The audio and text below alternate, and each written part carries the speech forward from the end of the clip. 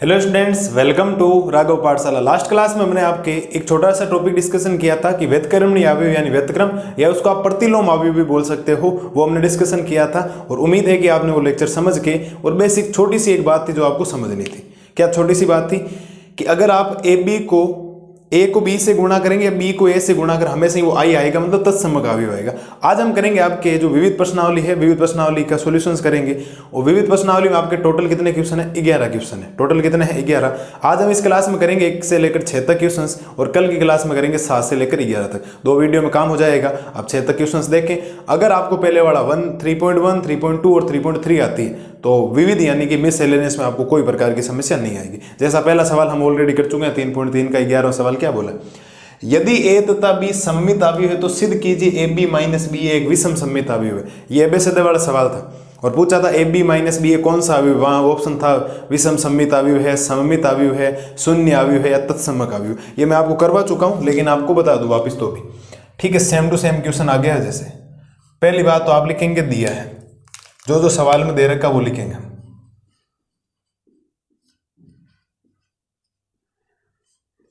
क्या दिया हुआ है कि ए तथा बी सममित अवयव है।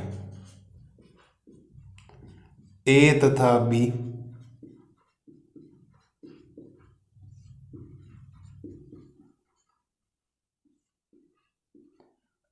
बी सममित है। और सममित का मतलब होता है ए डैश किसके बराबर होगा? ए के, और बी डैश किसके बराबर होगा? साहब बी के। ये सममित का मतलब होता है। विषम सममित का मतलब होता है ए डैश माइनस ए के बराबर होना चाहिए और बी डैश माइनस बी के बराबर होना चाहिए। तो अगर ये ए और बी सममित है जैसा बोला गया तो ए डैश 1 के बराबर और बी डैश बी के बराबर हो जाएगा। और आपको पूछा है सिद्ध करना।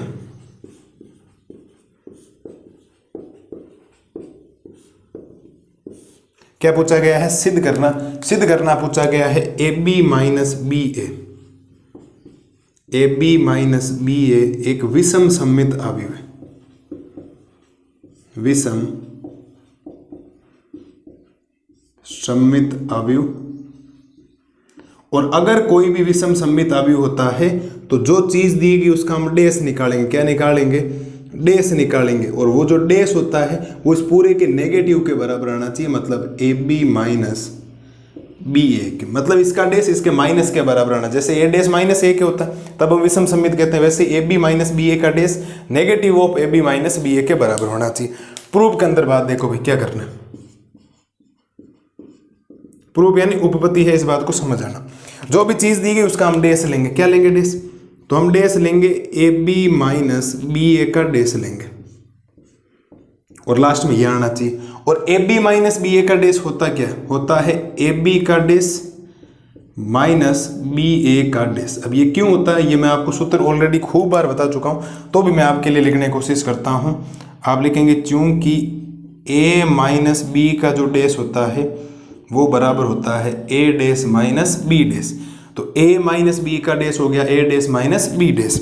जब आप इसको ओपन करेंगे तो आपके पास ए बी का जो डैश होता है उसको मैं लिख सकता हूं बी डैश ए डैश। जब डैश ओपन होता है तो उल्टी हो जाती है वैल्यू। माइनस बी ए के डैश को मैं लिख सकता हूं ए डैश बी डैश। अब ये भी क्यों हुआ? ये भी आपका एक परिवर्त का गुणधर्म है।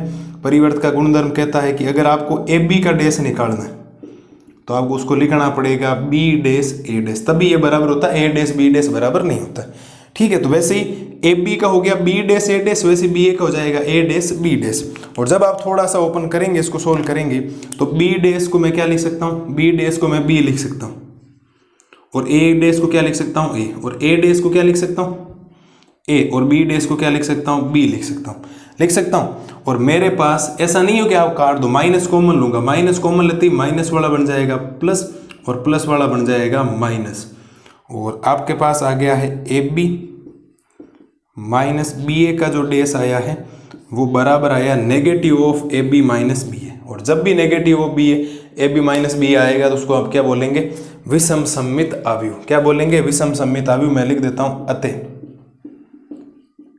A b minus b a एक विषम सममित अवयव है। एक विषम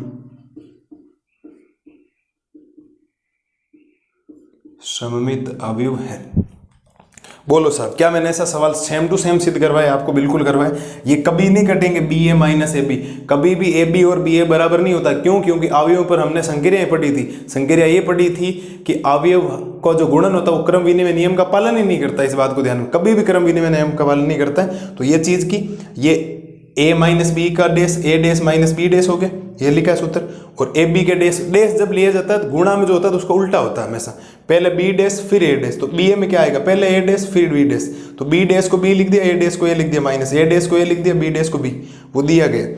अब मुझे तो माइनस ए बी पहले चाहिए तो मैं माइनस कॉमन लूंगा, माइनस कॉमन लेती, माइनस वाला बन गया प्लस और प्लस वाला बन गया माइनस। और इसका डेस इसके नेगेटिव के बराबर है, तो आप कह सकते हो वो कौन सा अवयव है? एक विषम सममित अवयव। अगर नेगेटिव नहीं है प्लस है, इसका मतलब वो एक सममित अवयव। बात समझ में आई या नहीं है? मुझे नहीं लगता पहले सवाल में किसी टाइप की कोई दिक्कत होनी चाहिए। अगली स्लाइड में करते हैं इसका दूसरा क्वेश्चन। अगर आपके फंडामेंटल्स क्लियर हैं, कंसेप्ट क्लियर हैं, तो मिस वेलेंस यानी विविध में कोई समस्या आपको नहीं आएगी। देखो आप एक बार इसको। अब देखो करते हैं दूसरा सवाल। दूसरे सवाल में क्या बोला है? सिद्ध कीजिए कि अवयव बी डेस ए बी सममित अथवा विषम सममित है। मतलब बी डेस ए बी सममित भी है और क्या है? विषम सममित है। कब कब सममित होगा और कब कब विषम सममित होगा, उसकी शर्त दे रखी है। यदि ए सममित अथवा विषम सममित है, यदि ए सममित है तो ये सममित होगा, और अगर ए विषम सममित है इसका मतलब ये होगा विषम सममित। मैं काम करता हूं, आपको इजी वे में करवाता हूं इस चीज को। मैं इसको बांट लेता हूं दो भागों में, मैं दो भागों में बांट दूं, कोई दिक्कत नहीं। ठीक है, दो सवाल आ गए मेरे पास। कौन से सवाल? हम लिखेंगे माना ए सममित अवयव है।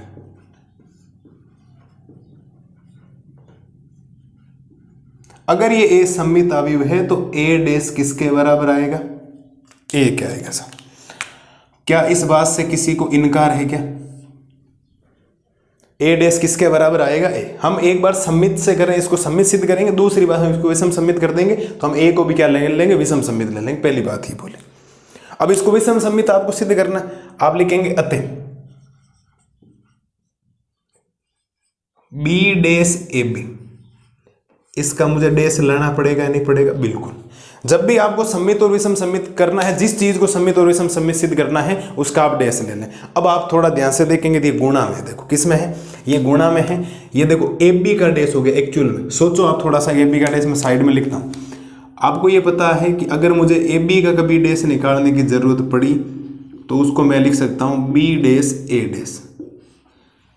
ऐसा नियम होता है। ठीक है सब, ऐसा नियम होता है। यहाँ क्या बनेगा? यहाँ बनेगा पहले हो जाएगा ए बी का डेस। क्या हो जाएगा? ए बी का डेस, और फिर बाद वाले का होगा यानी कि बी डेस का क्या हो जाएगा? डेस। बोलो साहब हाँ या ना? बिल्कुल। इसके बाद देखो ए बी के डेस को मैं क्या लिख सकता हूँ? बी डेस और ए डेस, और बी डेस का डेस क्या हो जाएगा? बी हो जाएगा। क्या हो जाएगा? बी डेस का डेस बी हो जाएगा। क्योंकि मैंने आपको बताया कि जब परिवर्त का ही आप परिवर्त ले लेते हो तो वो परिवर्त को मेन अवयव में बदलता है। ये बात मैंने आपको बता रखी। ठीक है साहब। इसके बाद क्या होगा? इसके बाद हो जाएगा ये बी डेस ए बी का जब आप डेस लेंगे तो बी डेस को तो बी डेस ही रखेंगे। ये जो ए डेस है, ए डेस को मैं क्या लिख सकता हूँ? ए लिख सकता हूँ और ए बी। और अगर इसका डेस इसके ही बराबर है तो आप उस कंडीशन में कह सकते हैं साहब ये कौन सा अवयव हो गया? ठीक है, साइड में और लिख दो, आप लिख देंगे चूंकि ए डेस को हम क्या लिख सकते हैं? ए लिख सकते हैं। आप लिखेंगे अतः बी डेस ए बी एक सममित अवयव है।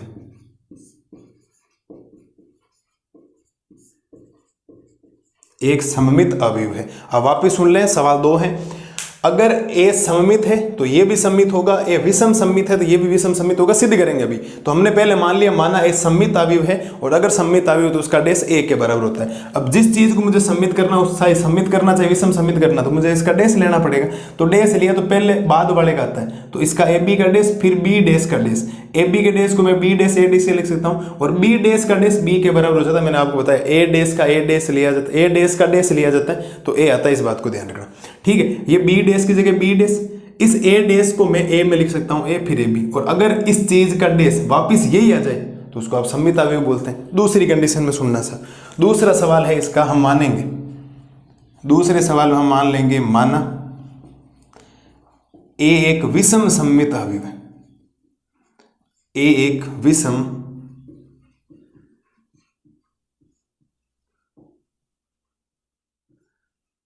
सममित अवयव। अगर ये विषम सममित है तो ए डैश किसके बराबर होना चाहिए, -a के बराबर होना चाहिए।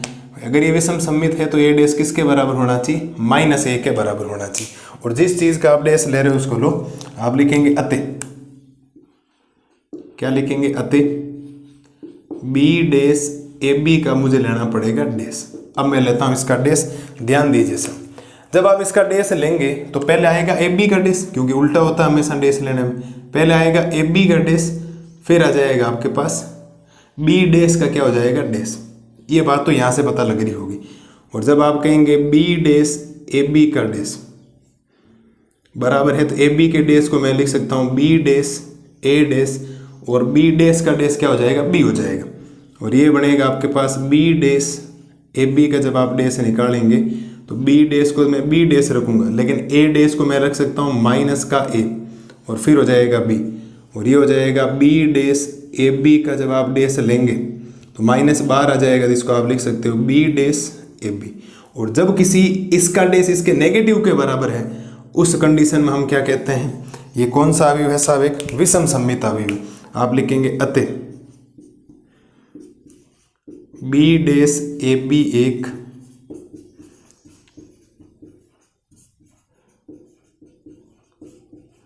विषम सममित अवयव है, विषम सममित अवयव है। मुझे नहीं लगता कोई दिक्कत आपको होनी चाहिए। एक बार बोला सममित है, ए सममित है तो बी डैश ए बी भी सममित है। और अगर ए डे आपका ए विषम सममित है तो इसका मतलब बी डैश ए बी भी आपका क्या है, विषम सममित है। हमने एकदम बेहतरीन तरीके से करवा दी। ये जो चीज़ें ली है यहाँ से ली गई, आप वापस देख सकते हो। इस चीज़ को ये लिख सकता हूँ, बिल्कुल ठीक है। और ये चीज़ ली तो बी डैश का डैश बी हो गया, और ए डैश को ए ले लिया, हो गया। और माइनस ए है क्योंकि यहाँ एक चीज़ नहीं आई है, तो आप यहाँ से लिख सकते हो, आप लिख सकते हो चूंकि ए डैश इस बार -a के बराबर है, क्योंकि a इस बार हमने विषम सममित अवयव माना है। और अगर कोई विषम सममित अवयव होता है तो उसका डैश नेगेटिव के बराबर होता है। ये बात आपको ध्यान रखनी। मुझे नहीं लगता ऐसे सवालों में कोई प्रॉब्लम है, हमने खूब सारे कर रखे हैं। आप दोनों सवालों को ध्यान से देखें।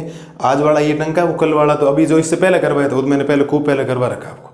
3.3 का जो लास्ट लेक्चर लिया था उसका क्वेश्चन नंबर 11 है वो आपको, ठीक है। उम्मीद है दूसरा सवाल क्लियर हो गया होगा। कोई एक एक दो नंबर में आपको पूछ ले तो थोड़ा विशेष तौर पर ध्यान रखना। ये देखो एक बार अगली स्लाइड में करते हैं क्वेश्चन नंबर 3 का सॉल्यूशन। अब देखो करते हैं तीसरा सवाल। तीसरा सवाल क्या कह रहा है, x, y तथा z के मानों को ज्ञात कीजिए यदि अवयव a बराबर, एक अवयव a दे रखा, समीकरण a डैश a बराबर i को संतुष्ट करता है। x का मान निकालना, y का निकालना और किसका मान निकालना, z का। और समीकरण संतुष्ट करना चाहिए कि a डैश किससे गुणा हो रहा है, a डैश का मतलब किसी अवयव का परिवर्त कैसे निकलता है, पंक्तियों को स्तंभों के रूप में व्यक्त करने पर। ये है आपके पास a, तो मैं इसका निकाल रहा हूं a डैश आपके सामने, ध्यान देना साहब। a डैश बराबर, समझना मेरी बात को, a डैश कैसे निकलेगा, a डैश निकलता है कि ये जो पंक्ति है, पंक्ति को स्तंभों के रूप में, दूसरी पंक्ति को दूसरा स्तंभ, तीसरी पंक्ति को तीसरा स्तंभ। तो पहली पंक्ति है 0 2 y z, इसको बना दो स्तंभ 0 2 y और ये बनेगा z। फिर दूसरी पंक्ति है x y माइनस z, ये हो जाएगा x y minus z, x minus का y और ये हो जाएगा z। ये हमने निकाल दिया जो आपको दे रखा था। अब सवाल में आपको जो दिया गया उससे काम चलाओ। आप लिखेंगे दिया गया है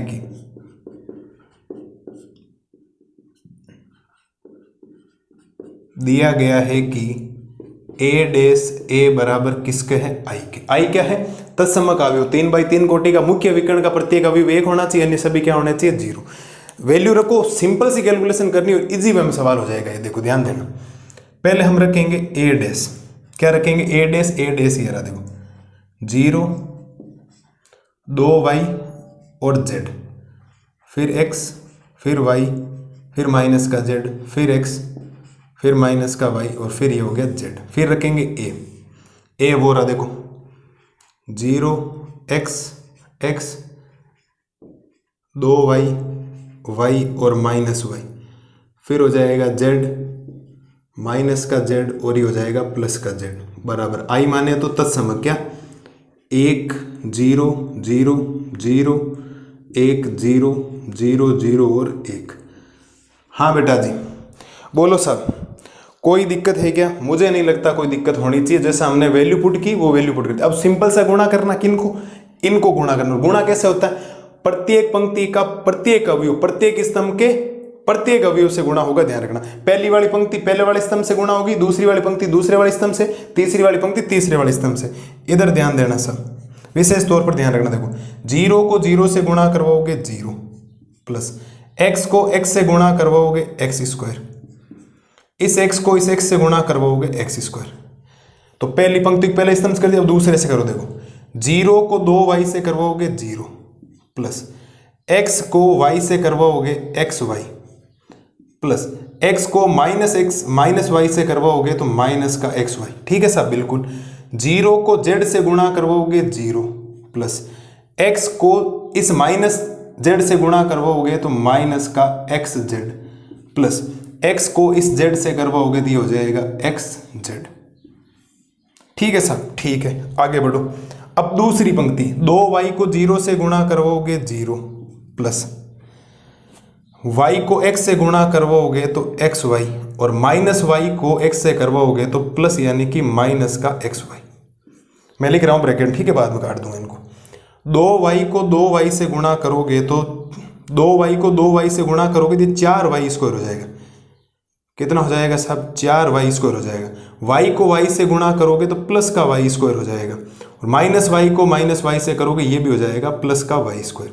2y को z से गुणा करोगे तो 2yz आएगा प्लस y को माइनस z से गुणा करोगे तो माइनस का yz आएगा और माइनस y को z से गुणा करोगे तो प्लस यानी कि माइनस का yz आएगा।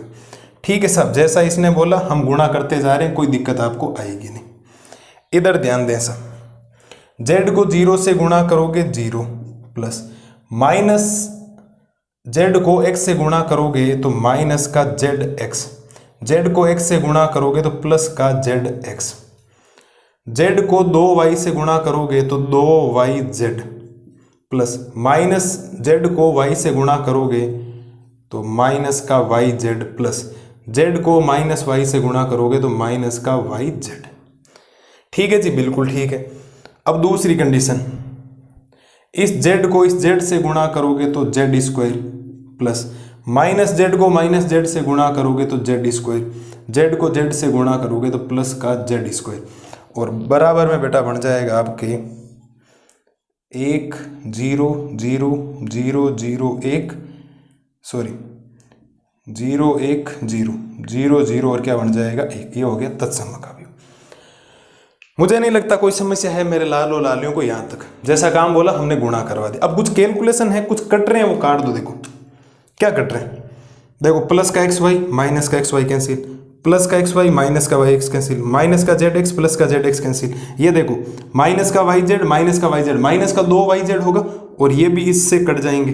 कटेंगे नहीं कटेंगे, बिल्कुल ये भी कट जाएंगे। देखो प्लस माइनस, ये भी देखो दोनों 2 बार है, ये भी प्लस का 2 बार है, ये कट गया। जो वैल्यू कट रही थी वो हमने काट दी और बाकी मैं वैल्यू यहाँ लिख रहा हूँ। ध्यान देना साहब इधर, है ना, आराम से उत्तर आ जाए, कोई समस्या नहीं। तो देखो जोड़ो, एक्स स्क्वायर और एक्स स्क्वायर कितना हो जाएगा 2x स्क्वायर, यहाँ 0 यहाँ 0। ठीक है, ये लो साहब 0 और ये लो 0, ये भी 0 है, बिल्कुल 0 है। यहाँ क्या बचा 4y square y square y square, ये जोड़ने पर 6y स्क्वायर हो जाएगा। ये पूरा ही 0 हो गया, बिल्कुल 0 हो गया सर।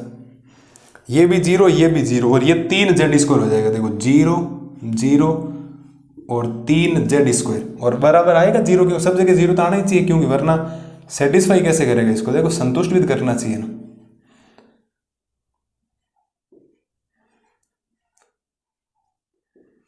ये आपके पास आ गया। अब अवयवों की तुलना करवा तो आराम से हो जाएगा।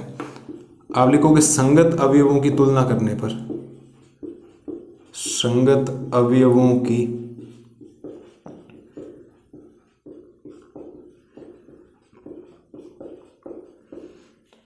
संगत अवयवों की तुलना करने पर, तो 3 भागों में बांट दो इसको। संगत अवयवों की तुलना करोगे बिल्कुल 3 भागों में बांट दो।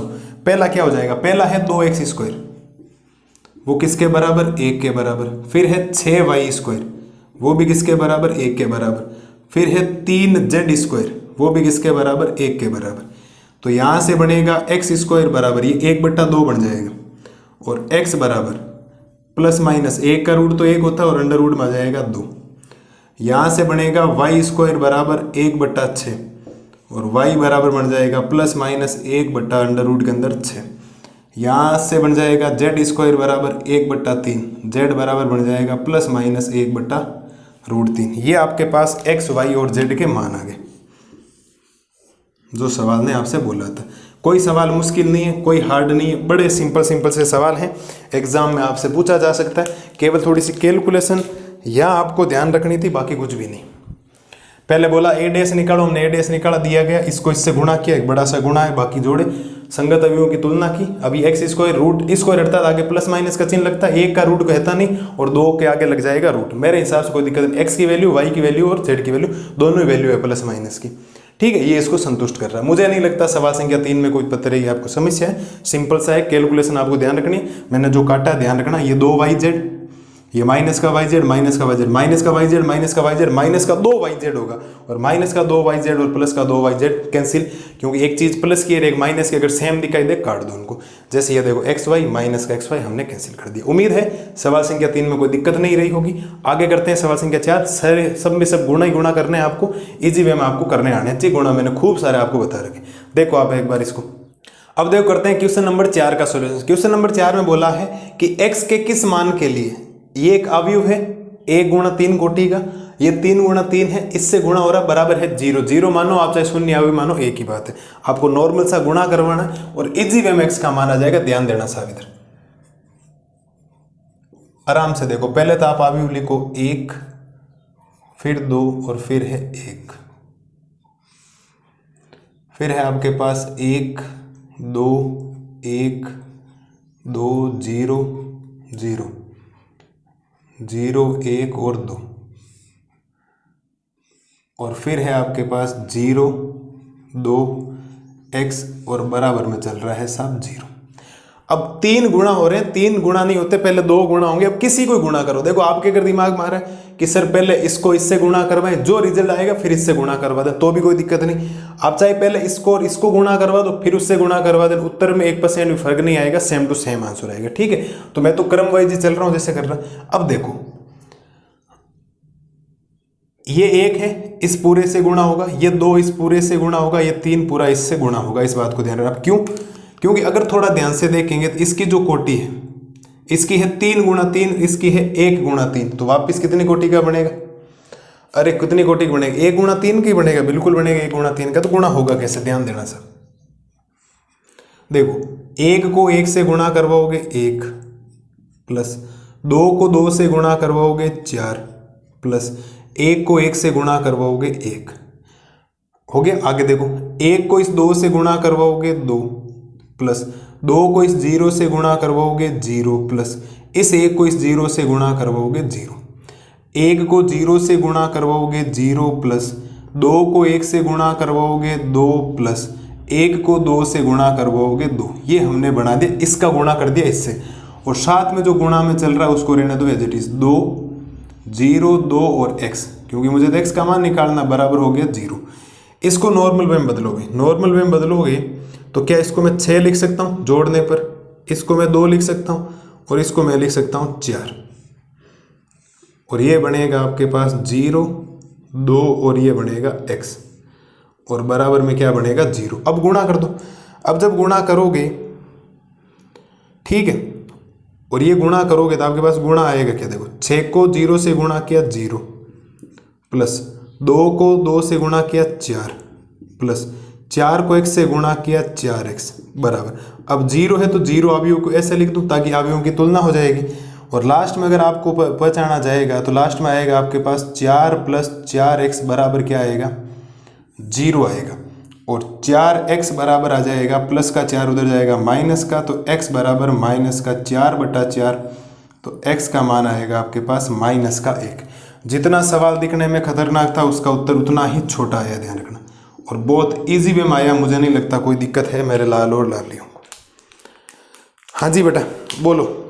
कुछ भी नहीं था, इसको इससे गुणा करवाए, ये गुणा हुआ, फिर ये बचा, फिर 6 2 4, इसका सॉल्यूशन देखो, ये 6 ये 2 और ये 4, इससे गुणा हुआ, फिर गुणा क्या होगा? 6 को 0 से गुणा किया 0, 2 को 4 से किया 4, 4 को 1 से किया 4x बराबर। अब 0 लिखो या 0 अवयव लिखो तो तुलना होगी, तो 4 प्लस 4x किसके बराबर हो गया? 0 के। 4x बराबर माइनस का 4, माइनस 4/4, x बराबर -1, मुझे नहीं लगता कोई दिक्कत है आपको, आराम से सिंपल सा आगे, कुछ भी नहीं है, सिंपल सी वैल्यू आ गई। ठीक है, उम्मीद है चौथा सवाल बड़ा छोटा सा था, आगे होगा आगे 5 और छठा भी ऐसे ही 5 और सिद्ध करने वाला ए दे रखा है, ए स्क्वायर वाले खूब सवाल कर रखे हैं, छठा वापस कुछ इस प्रकार के सवाल आ रखा है। देखो आप एक बार इसको अगली स्लाइड में करवाता हूँ क्वेश्चन नंबर 5 का सॉल्यूशन। अब देखो क्वेश्चन नंबर करते हैं 5। पांचों क्वेश्चन क्या कह रहा है, यदि a बराबर 3 1 माइनस 1 और 2 हो तो सिद्ध कीजिए कि a square minus 5a plus 7i बराबर 0। मतलब इस LHS में आप a स्क्वायर a और 7i का मान रखोगे, बराबर उत्तर 0 आना चाहिए। कैसे बेटा, हमने सवाल नहीं किए, खूब सवाल किए, खूब सारे, और चौथा चैप्टर सारणी गौर पढ़ेंगे, वापिस ऐसे और सवाल आ रखे। ए है, ए की मदद से ए स्क्वायर निकालेंगे, ए को ए से गुणा करेंगे, LHS में मान रखेंगे, उत्तर आ जाएगी इजी वे में। करवाना मुझे नहीं है बट तो भी करवा रहा हूँ, क्योंकि आप तो मुझे बता करोगे नहीं, है ना। पढ़ाई करो बेटा, थोड़ी सी फायदे में रहोगे। पहली बात तो आपको ए क्या दे रखा वो लिखो, या मैं ए स्क्वायर ए लिख दो, चलो ए है 3 माइनस 1 और ये हो गया 2। अब हम निकालेंगे अतः ए स्क्वायर निकालने के लिए ए को ए से गुणा करना होता है, तो ए है 3 माइनस 1 और 2, और वापिस ए रखेंगे तो 3 माइनस 1 और 2, ये आ गया। और यहाँ से जब ए स्क्वायर निकालोगे तो देखो 3 को 3 से गुणा करोगे 9, प्लस 1 को माइनस 1 से गुणा करोगे माइनस का 1, 3 को 1 से गुणा करोगे 3, प्लस 1 को 2 से गुणा करोगे 2, माइनस 1 को 3 से गुणा करोगे माइनस का 3, 2 को माइनस 1 से गुणा करोगे माइनस का 2, माइनस 1 को 1 से गुणा करोगे माइनस का 1, 2 को 2 से गुणा करोगे 4। जब आप इसको सोल्व करेंगे साहब तो ए स्क्वायर बराबर क्या बनेगा, 9 में से 1 गया 8, माइनस 3 माइनस 2 माइनस का 5 हो जाएगा, 3 और 2 हो जाएगा 5, 4 में से 1 जाए कितना बचेगा, 3 बचेगा।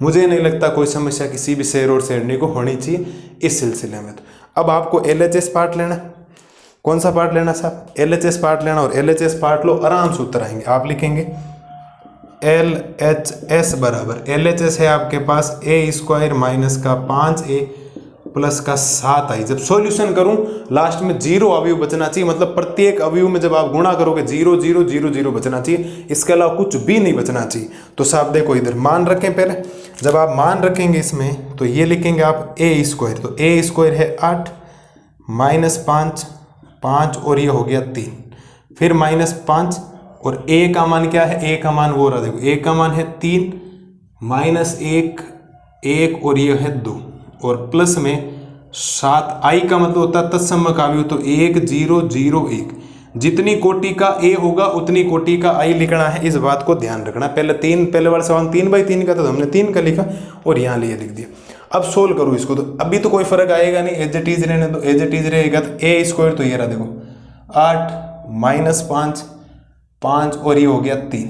अब देखो माइनस, अब थोड़ा ध्यान देना, अब ये 5 अंदर जाकर प्रत्येक अवयव से गुणा होगा, तो 5 को 3 से गुणा करोगे तो यहाँ बनेगा बेटा 15, कितना बनेगा 15। 5 को माइनस 1 से गुणा करोगे दिए बनेगा माइनस का 5, 5 को 1 से गुणा करोगे दिए बनेगा 5, और 5 को जब 2 से गुणा करोगे दिए कितना बनेगा आपके पास 10 बनेगा, ठीक है सर। और प्लस ये 7 भी अंदर जाकर गुणा होगा तो ये बन जाएगा 7 0 0 और क्या बन जाएगा 7 बन जाएगा। अब प्लस वाले जोड़ देखो, ये भी प्लस का है ये भी प्लस का, तो जुड़ जाएंगे। तो प्लस वाले जब जोड़ोगे तो देखो 8 और ये 7 ये कितने हो जाएंगे 15, 5 और ये 0 कितने हो जाएंगे 5, माइनस 5 और ये 0 कितने हो जाएंगे -5, 3 और 7 ये कितने हो जाएंगे 10। मुझे नहीं लगता इसमें कोई समस्या है। फिर माइनस, फिर है 15, फिर है -5, फिर है 5 और फिर है 10। हमने इन दोनों को जोड़ा है, इन दोनों को क्या कर दिया जोड़ दिया और फिर घटा दिया। अब घटाओगे थोड़ा ध्यान दो कैसे घटेगा, घटेगा देखो 15 में से 15 गया 0, ठीक है। कहीं गड़बड़ हो रही है क्या, कहीं मिस्टेक है क्या साहब? अरे बोलो, कहीं मिस्टेक तो नहीं हुई? शायद नहीं होनी चाहिए भाई, तो गड़बड़ कहाँ आ रही है?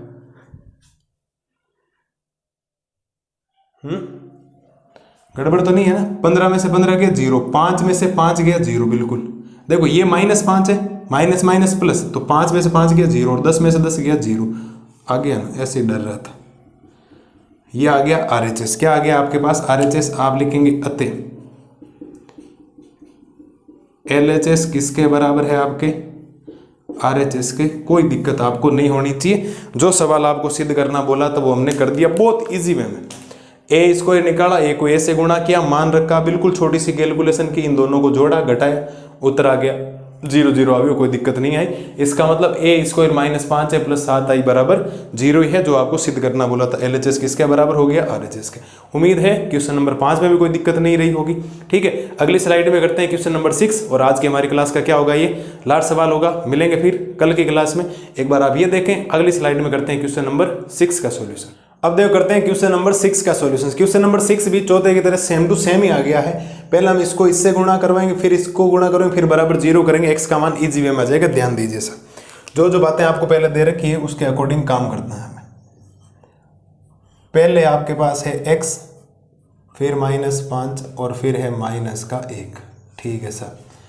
फिर दे रखा 1, फिर दे रखा 0, फिर दे रखा 2, फिर दे रखा 0 2 0 2 1 और है 3, और फिर आपके लास्ट में है x 4 और दे रखा 1 और बराबर में दे दिया 0। ऐसे 0 आ भी है भैया, कितनी बाई कितनी कोटि का लास्ट में जो उधर बचेगा उसको इधर ले लें, और वैसे भी 1 बाई 1 कोटि का ही बचेगा। अब मैंने उस चौथे सवाल क्या बोला था, या तो ये इससे गुणा करो या पहले ये गुणा करो फिर करो। हम तो सिस्टमेटिक तरीके से चल रहे हैं, जो पहला है उसको पहले गुणा करवा दें। इधर ध्यान दें सर, कैसे गुणा होगा, ये जो x है वो इस पूरे से गुणा होगा, फिर -5 इस पूरे से गुणा, पंक्ति का प्रत्येक अवयव स्तंभ से गुणा होता है। तो x को 1 से गुणा करोगे x, फिर प्लस x को 0 से गुणा करोगे 0, प्लस x को 2 से गुणा करोगे 2x। हाँ जी सर, क्या मैं बात एकदम सही कह रहा हूँ क्या? बिल्कुल सही कह रहा हूँ, कोई दिक्कत नहीं होनी चाहिए। -5 को देखो ये इससे हो गया गुणा, ध्यान रखना। -5 को 0 से गुणा करवाओगे 0, प्लस -5 को 2 से गुणा करवाओगे -10, और -5 को 0 से गुणा करवाओगे तो कितना आएगा? 0 आएगा। क्या मैं बात एकदम सही कह रहा हूँ क्या? अरे बोलो, क्या मैं बात एकदम सही कह रहा हूँ क्या? बोलो, क्या मैं सही कह रहा हूँ? अरे बेवकूफ़, ऐसे गुणा थोड़ी करना यार, गुणा ऐसे थोड़ी, किसने सिखाया? मैंने तो ऐसा नहीं सिखाया आपको हैं। आप हाँ और भर रहे हो, हाँ थोड़ी भर रही आपको सर, हम तो हाँ भर ही नहीं, हमने तो मेरे को दिखाई दे रहा ना आप हाँ भर रहे हो। ये पूरी पंक्ति पहले सिस्टम से गुणा होगी, फिर ये पंक्ति सिस्टम से गुणा होगी, फिर ये पंक्ति सिस्टम से गुणा होगी। ध्यान रखना, x को 1 से गुणा करवाओगे x, प्लस -5 को 0 से गुणा करवाओगे 0, प्लस -1 को 2 से गुणा करवाओगे -2। ऐसे गुणा होगा। ये तीनों चीजें इस तीनों से, ये इससे और ये आगे देखो, x को इस 0 से गुणा करवाओगे 0, प्लस -5 को 2 से गुणा करवाओगे -10, -1 को 0 से गुणा करवाओगे तो 0, x को 2 से गुणा करवाओगे तो 2x, -5 को 1 से गुणा करवाओगे तो प्लस का -5, -1 को 3 से गुणा करवाओगे तो प्लस हो जाएगा -3। ये गुणा करवा दिया, और जो बाकी बचा वो बच गया आपके पास x 4 और 1, और बराबर में ये हो जाएगा आपके पास जो दे रखा। ठीक है सर, इधर ध्यान दो, क्या इसको मैं x -2 लिख दूं? बिल्कुल। क्या ये -10 है? बिल्कुल। क्या ये आपके पास में 2x -8 है क्या? बिल्कुल है, क्योंकि 2x -5 और -3 -8, और गुणा हो जाएगा x 4 और 1, और बराबर में हो जाएगा 0 अभी। अब गुणा कैसे होगा? ये पूरी चीज इससे गुणा, ये इससे गुणा, और ये इससे गुणा। ध्यान दो सर, x -2 को गुणा करना है x से, माइनस फिर आएगा प्लस, -10 को 4 से गुणा करोगे तो -40, प्लस इसको इससे गुणा करोगे तो कोई फर्क नहीं पड़ेगा, सेम टू सेम आ जाएगा, और बराबर आ जाएगा 0। तुलना करवा दूं अभी की? बिल्कुल करवा दूं। गुणा करो तो x को 1 से गुणा करोगे तो x², -2 को 1 से गुणा करोगे तो ये आ जाएगा -2x। क्या आएगा? -2x, और -40 प्लस का 2x -8 बराबर 0। -2x प्लस का 2x कैंसिल, x² बराबर -48 बराबर क्या बचेगा? 0। सही है ना? -40 -8 -48, x² बराबर 48 प्लस का उधर जाएगा, माइनस का उधर जाएगा, प्लस का स्क्वायर हटेगा तो पहले लगेगा प्लस माइनस, और अंडर रूट के अंदर क्या आएगा? 48। अब मैं चाहूँ तो इस उत्तर को यहीं छोड़ दूँ, और फिर आप जब इसमें एनसीईआरटी में अपनी किताब में ये उत्तर मिलाओगे तो आपको ये मिलेगा नहीं, उसकी किताब में कुछ और उत्तर है, मालिक वाली किताब में अलग है। तो देखो कैसे उत्तर आएगा, प्लस माइनस, इसको मैं लिख दूँ 16 गुणा 3। अब 16 इसीलिए लिखा क्योंकि 16 गुणा 3 48 होता है, 16 4 का वर्गमूल होता है। तो x बराबर प्लस माइनस 4 बार आ जाएगा, फिर हो जाएगा √3। तो आपके पास x का मान आ गया ये वाला। हाँ जी, अरे बोलो मेरे शेर और शेरनियों, कोई समस्या है क्या? कुछ भी नहीं, 14 सवाल है जटिल, कुछ भी नहीं, एक नई चीज आई। वहाँ x का मान -1 है, यहाँ x का स्क्वायर आया, बाकी वहाँ x था, यहाँ x स्क्वायर, कोई फर्क नहीं। बाकी गुणा तो वही है, पहले गुणा गलत कर रहे थे। ये इससे नहीं करना, ये इससे, ये इससे, ये इससे। प्रत्येक पंक्ति प्रत्येक स्तंभ से गुणा होती है। पहली पंक्ति पहले स्तंभ से, फिर पहली पंक्ति दूसरे स्तंभ से, पहली पंक्ति तीसरे स्तंभ से, पहली पंक्ति पहले स्तंभ से, पहली पंक्ति दूसरे स्तंभ से, पहली पंक्ति तीसरे स्तंभ से गुणा हो गई। ठीक है, उम्मीद है आज का लेक्चर आपको पसंद आया होगा। विविध प्रश्नावली के हमने 6 सवाल कर लिए, कल हम तीसरे चैप्टर को पूरा खत्म कर लेंगे। विविध उदाहरण में करवा चुका हूं ऑलरेडी, वीडियो आ चुका, जाके देखें उसको।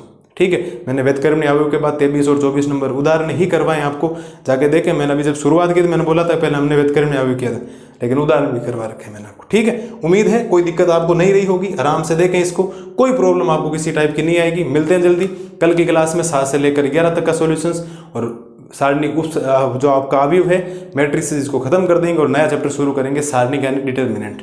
पूरा इसके बेस पर है, अगर ये आता है तो वो आ जाएगा, इसके कंसेप्ट अधूरे हैं तो वो पूरा ही अधूरा रहेगा, दिमाग में बैठेगा भी नहीं, चक्कर लगाएगा आपके दिमाग के चारों। ठीक है, मस्त रहिए, स्वस्थ रहिए, बिंदास होकर पढ़ाई कीजिए, इनका रिवीजन कीजिए। Thank you.